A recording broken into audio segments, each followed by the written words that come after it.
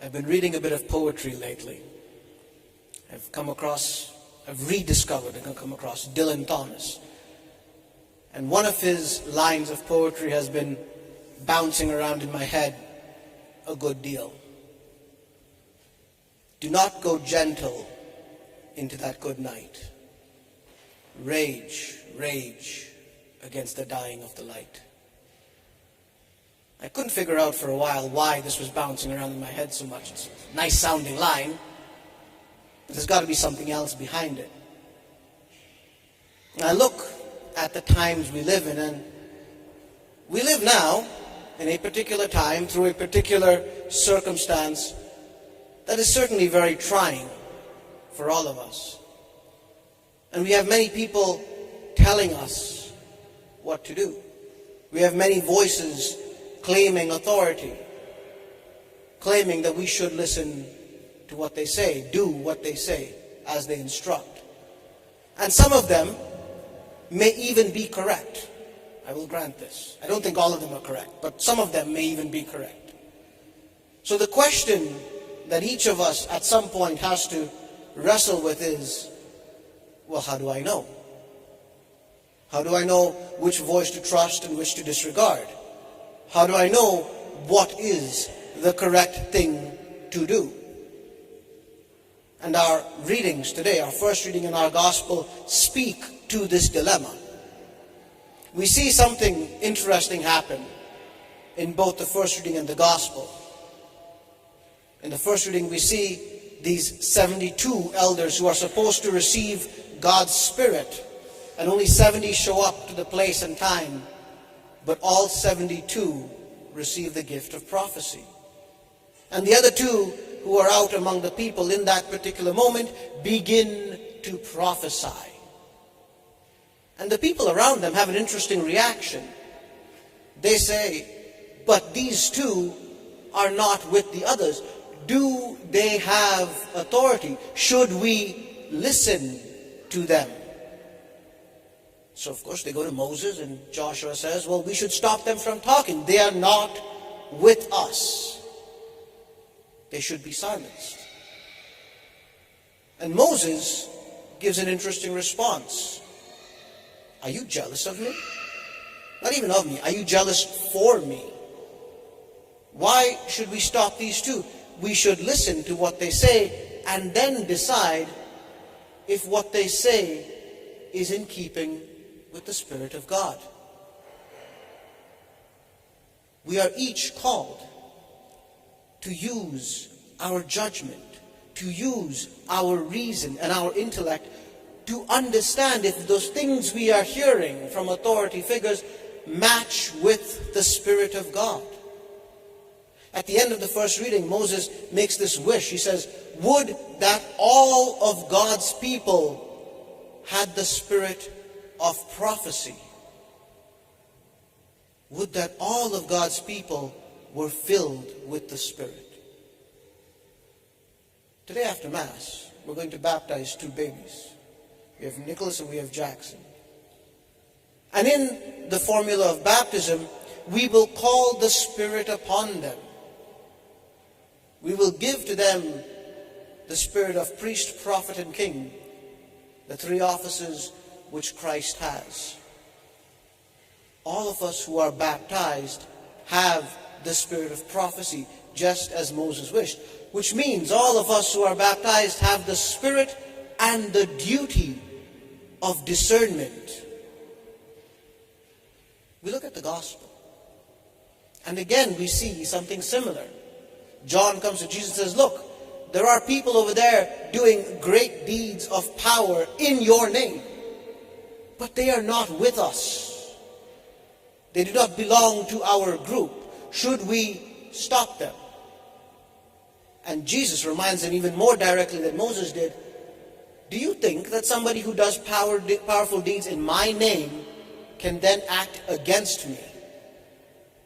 Use reason, use discernment, use judgment. Evaluate that which is presented to you.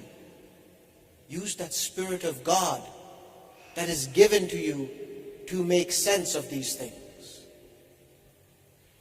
Each of us has this gift.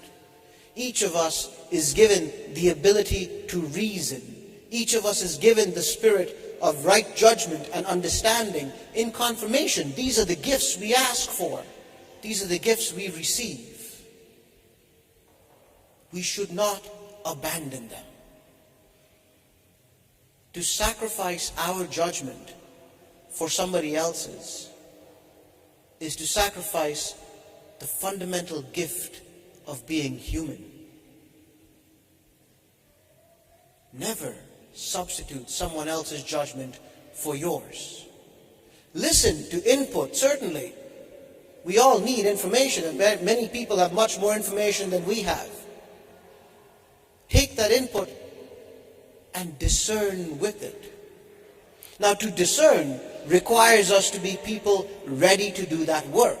And how do we become ready for that? We must be people rooted in God's Spirit. People rooted in Scripture, in prayer, in sacrament.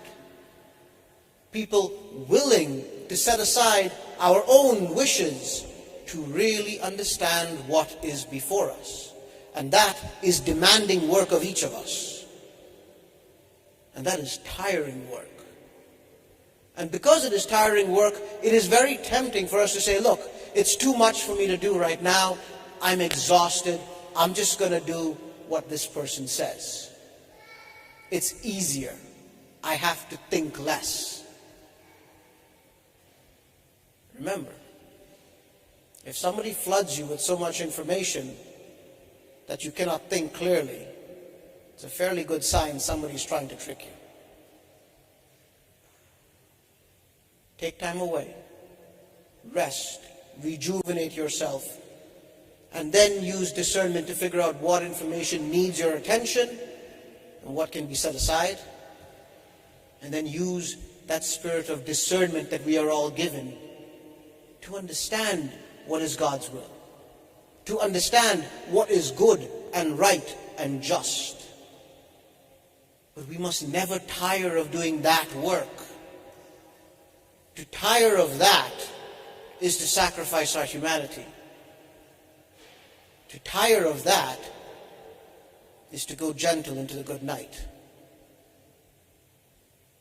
When we look at the history of the church, it is filled with martyrs. Martyrs who, in times of great persecution and trial, stood their ground for what they knew to be true, refused to yield to pressure, and they paid for it in blood. And in each case, their lives, their example, their sacrifice strengthens the church, strengthens the world. The same is called forth from us. We may or may not have to pay a price in blood. I'm not going to say we're all going to be killed, because that doesn't add up to me. But that courage, that conviction, that is still called for. That ability to stand firm in faith, in truth, that is still called for. That ceaseless, tireless use of God's Spirit, that is still called for. We are still called to bear witness and to transform the world. Let us follow the extraordinary example of those brave Christians that have gone before us. Let us today continue to be brave Christians, because the world desperately needs our light and our courage. And that courage for us begins with our faith. Rooted in Scripture, rooted in prayer, rooted in sacrament.